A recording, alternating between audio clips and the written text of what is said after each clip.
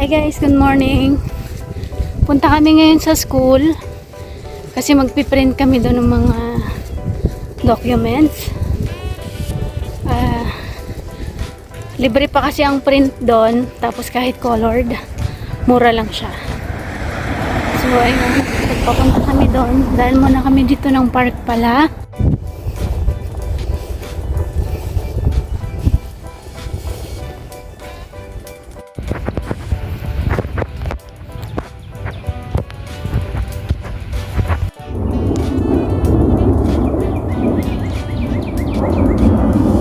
Guys, dito pala sa Canada, pagka nagdumi yung aso mo sa labas, kailangan mong pulutin kundi mapa-fine ka.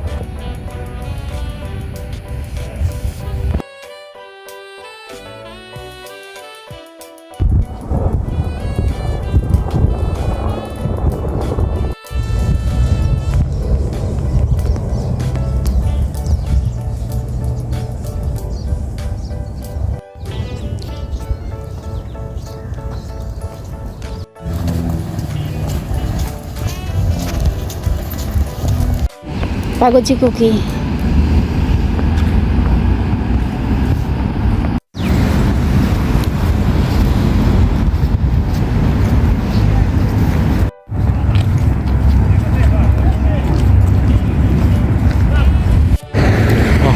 Pasok ka na, Cookie. Cookie, pasok ka na. Punta na tayo sa school ni Mama. Hi guys. Ito pala yung nilalakad ko nung buong school time ko. So, mula umpisa ng pasok hanggang matapos ako. Ito yung nilalakad ko kahit anong weather, winter, fall, summer. So, ang daming dumaang weather. So, very memorable tong place na to sa akin. Kasi dito ko lahat naranasan yung sobrang daming struggle as student and part-time worker dito rin sa school ko. So, halos wala akong day off. So, Monday hanggang Friday pumapasok ako, Sabado, Linggo papasok ako sa trabaho. So, walang day off. So, ayun. Thankful naman ako kasi natapos ko yung pag-aaral ko kahit ganon. So mamaya itutur ko kayo doon sa mga facilities ng Seneca Polytechnic para may idea kayo kung ano meron sa loob.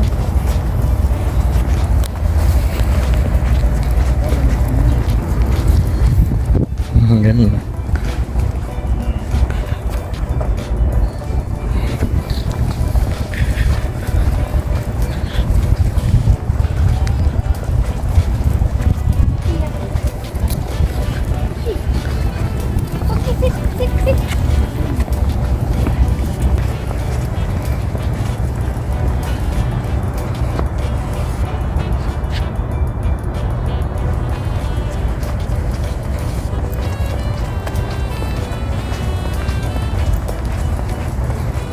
Mag-video ka po sa mga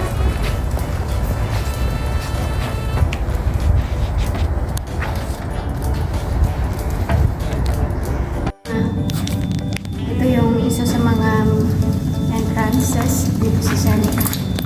So,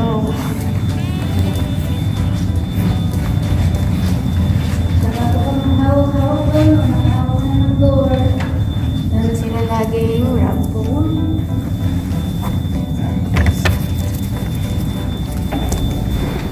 Uy, Cookie. Hudiin ka dyan. Nasa loob na ng campus Cookie. Sa loob na siya ng building.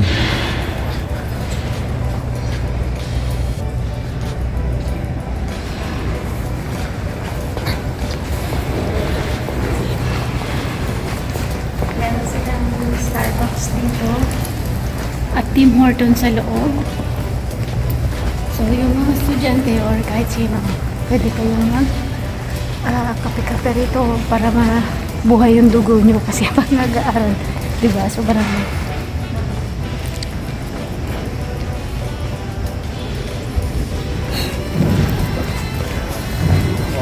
Wala yun. Eh.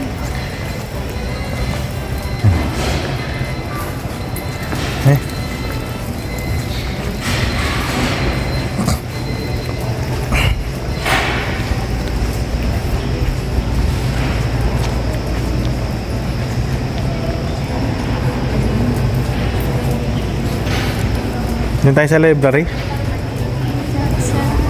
Ha? Dito tayo sa Computing Common kung saan magpiprint. Kung saan tayo magpiprint. Kasi mas mura pati ang printing dito. Ito pala yung mga study area dito, guys. Ayan. So, kung gusto niyo magpabook, ayan. Magbubuk lang kayo.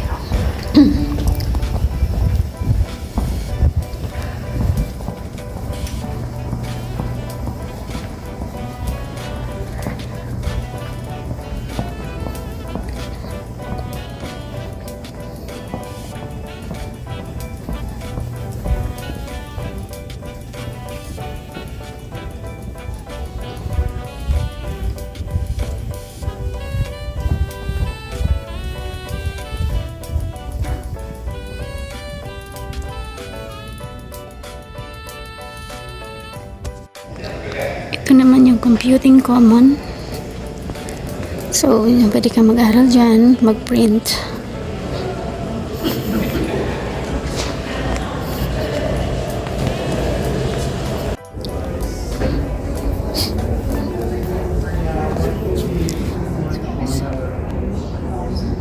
Your threads, libre yan sa mga student.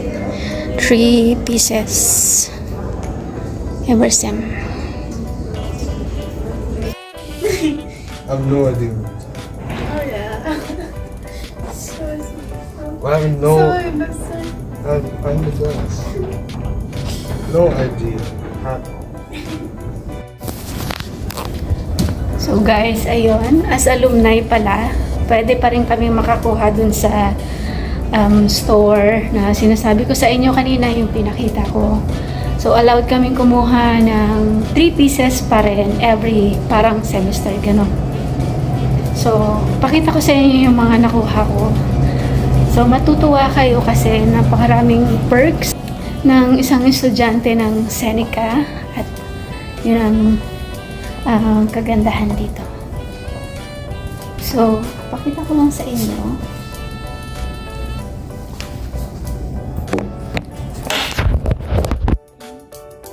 So, ito. Yung suit, kinuhanan ko yung anak ko. Maayos pa siya, di ba? Maayos talaga siya. So, kung susuotin natin, kasi medyo malakas ako ng konti ng anak ko. Siguro tama lang sa kanya to. Ang sinuot niya. Kasi maliit lang naman ako. Yan. Tapos, ito. H&M siya. So, maganda siya pang pasok sa work. Tingnan niyo yung tela, diba? Maglinis pa siya. Walang sira. So, kung mga bawa, pasok ka na sa work, pwede mo siyang magamit. Intended talaga siya rin sa mga estudyante na gustong maghanap ng mga damit na pang work din. Itong isa, maganda rin siya, diba? Saktong-sakto lang siya sa akin. So, ang balak namin dito ngayong araw ay mag-print lang, pero nakakuha kami ng mga magagandang blazer para sa trabaho. Ganda, di ba? Yan. So, suotin na natin siya para hindi ako mahirapang magbitbit. Kasi yung mister ko, naghihintay siya dun sa may pintuan sa may entrance banda. Ito yung mga nakuha natin.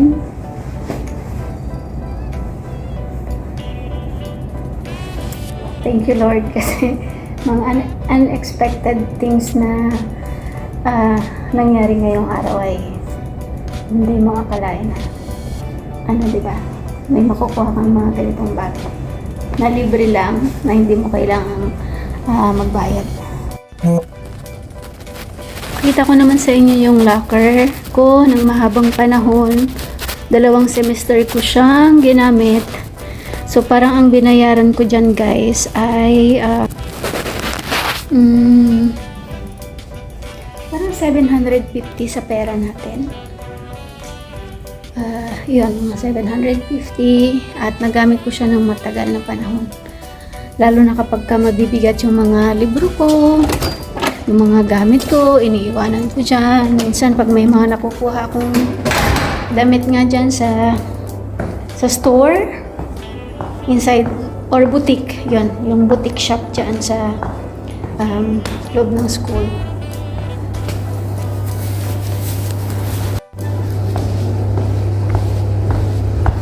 Ito mga hagdan, nilalampaso ko yan, guys. Yung mga pinto, pinupunasan ko.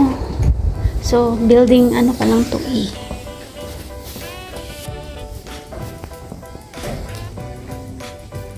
Yan, lahat ng classrooms dyan, nililinis ko siya every Saturday. Sobrang laki ng area na nililinis ko, guys. So, ganun kahirap.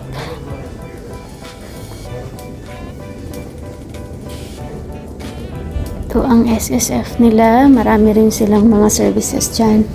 Ito ay Odeito. So, ito yung rooms para sa mga indigenous students or kahit hindi indigenous, pwede kang pumunta dyan para mag-rest. Nililinis ko rin yan. Ito. So, yung nililinisan ko tuwing Sabado at Linggo, napakalaki ng area. Bukod pa yun sa responsibilities ko as lead hand na checkin yung buong building para makita kung ano yung mga hazard doon at yung standard ng paglilinis. So, ayan. Yung mga washrooms dito. So, ito para sa mga may disabilities, no? So, pupush lang nila yan. Open na. So, very inclusive din tong school na to, guys. So, ito area ko pa rin. Yung washrooms dito, guys. Yung isang washroom, sobrang dami niyang hindi ko mabanggit ko ano yung tawag doon. Cubicles, ayun. Cubicles.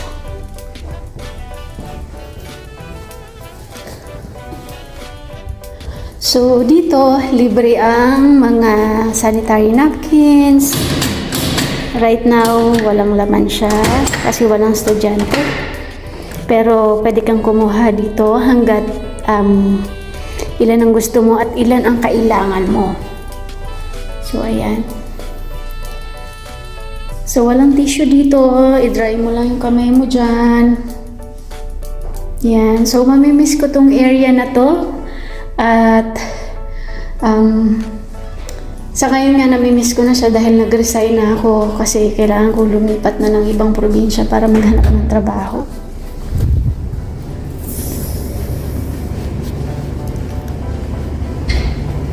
Ito ang kantin.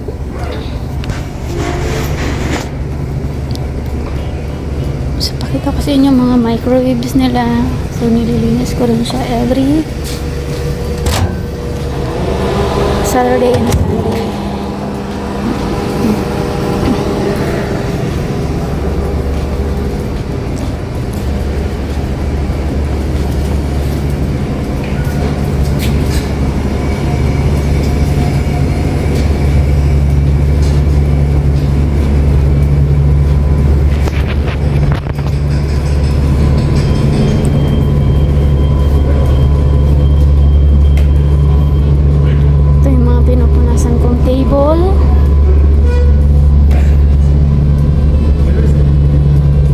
Ito yung mga garbage bin nila. Ayan. Dun sa kabilang building, guys, pinupuntahan ko pa rin yun para checkin yung area na yun. Ayun, nakikita nyo yun, residential yun. Para para sa mga students. Pwede kang umupa doon para tatawid ka lang. Dito ka mag-aaral.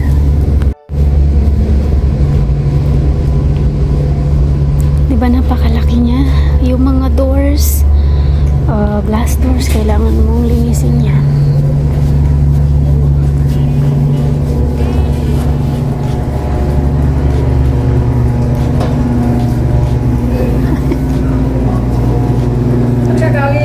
Diyan sa taas. Teka. Diyan sa taas ako galing.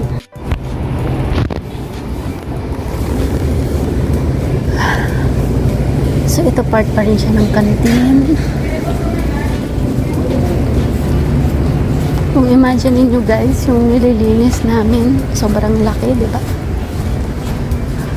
So, ito, pangalawang building to.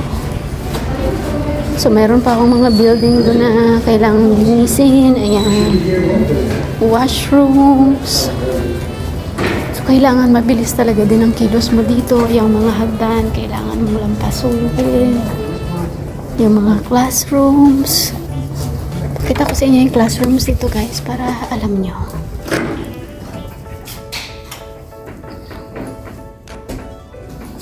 Ayan. So, yan ang mga sample ng classrooms dito.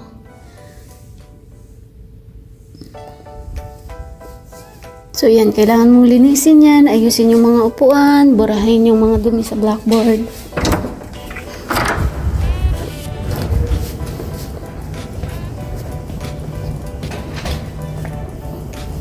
Yun, hanggang doon. Ang nililinis ko hanggang doon sa dulo. Tapos dito. Nandito ang Tim Horton. Ito yung tuwing Monday dahil panggabi ako Sabado, umuwi ako ng Linggo. Umuwi ako ng alauna na ng madaling araw. So, pag Lunes, nandito ako sa Tim Horton dahil ito lang ang pinakamurang pagkain dito. Dito ako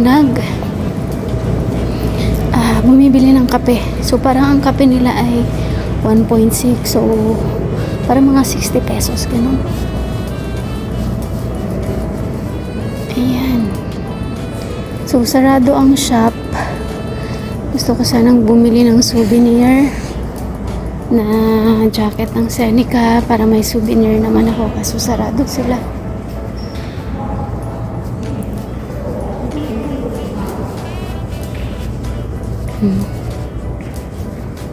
Sarado sila ngayon. So, ito nililinis ko yan, yung mga computers.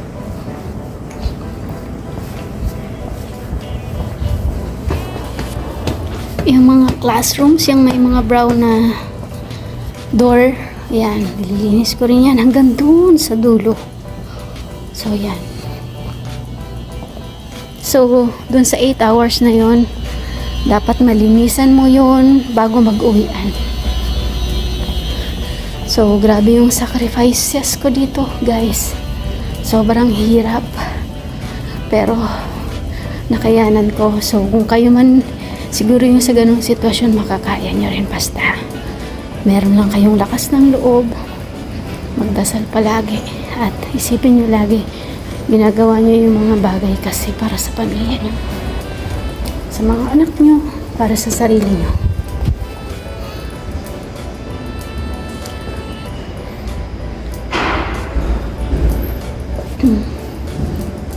Ay, pakita ko sa inyo yung office ko, guys. Ganito yung cart ko na ginagamit sa paglilinis. Yan. Ito yung office ko sa pagtatrabaho. So, dito rin ang pinaka-office ng part-time job ko.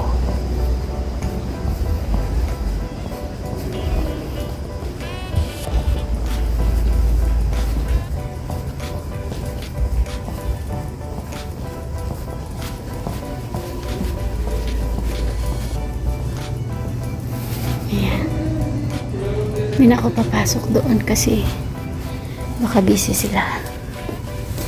Kaya tayo sa taas. Dito naman kami laging lumalabas pag Uuwi na ng madaling araw kasama si Neil at si Ellie. Nakikisabay ako minsan sa sasakyan ni Ellie. Salamat nga ako kasi minsan hinahatid niya kami. So hindi lang pala minsan, halos lagi. Pero nung bago, nilalakad ko pag madaling araw tsaka pag wala si Ellie, naglalakad kami.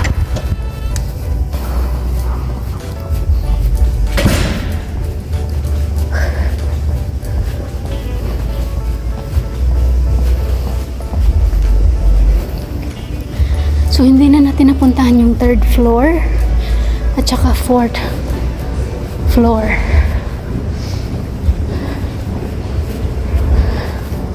Kasi sobrang laki niya, meron pang building K dun sa kabilang building. Hindi natin puntahan kasi naghihintay yung mga si Alex tsaka yung aso namin dito. Kanina pa sila.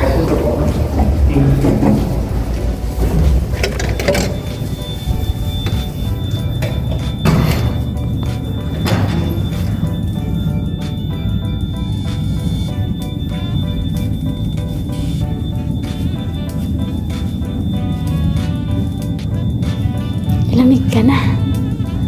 Lamig ka na. Ha, Cookie? Eh, kita mo yung school ni Mama? Cookie? Cookie?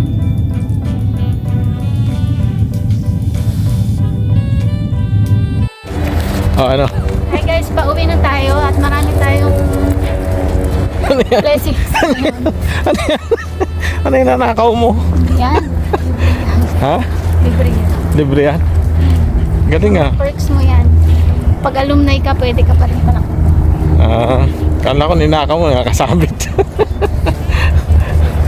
Magandang weather ngayon, pero kapag ito ay winter, wala kang makikitang green. Meron. Kasi yung mga pine tree pala, hindi siya namamatay. Di ba yan yung ano? Mga student dito, no? Di ba? Sa kabila rin. Tsaka sa kabila. Pero ito mga student din, di ba? Yung sa building. Dumaan pala kami ng KFC guys. Hindi ko na sila pinapasok kasi baka bawal. Nag-order lang kami online. Pag online kasi makaka-order ka lang ng murang chicken kasi marami siyang mga online deals. Yan. So pag bumibili kami dito, isang way din to sa pagtitipid, mag-order ka online. Kaya naka-order na kami sa online ng KFC. So kung gusto nyo makatipid ng KFC, kasi yung mga regular prices nila dito ay mga nasa 15, ganon. Tapos ang promo lang nila ay tuwing Tuesday. Tapos kung gusto nyong mabili lagi yung 5 point something na chicken, mag-order kayo online tapos i-pick up nyo na lang. Okay? Punta naman tayo ngayon sa Tim Horton kasi nag-order tayo ng isang box dito ng donut na promo rin. So, in-order siya sa app na Good to Go. Pwede ba dito? At mura lang din siya guys, okay? Saan? 5 lang ang prepaid SIM card. Laki mo ba? Huwag na. Puto na lang.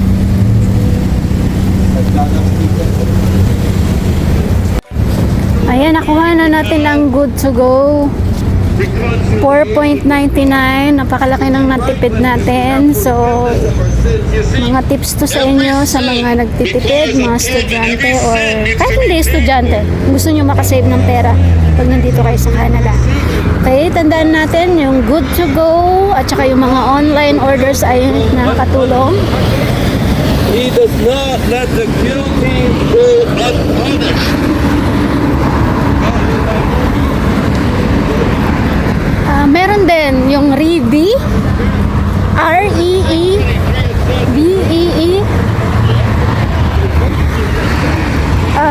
App din yun na nandun yung mga lahat ng malalaking stores ng Canada. At makikita mo dun yung mga sales. Tapos items.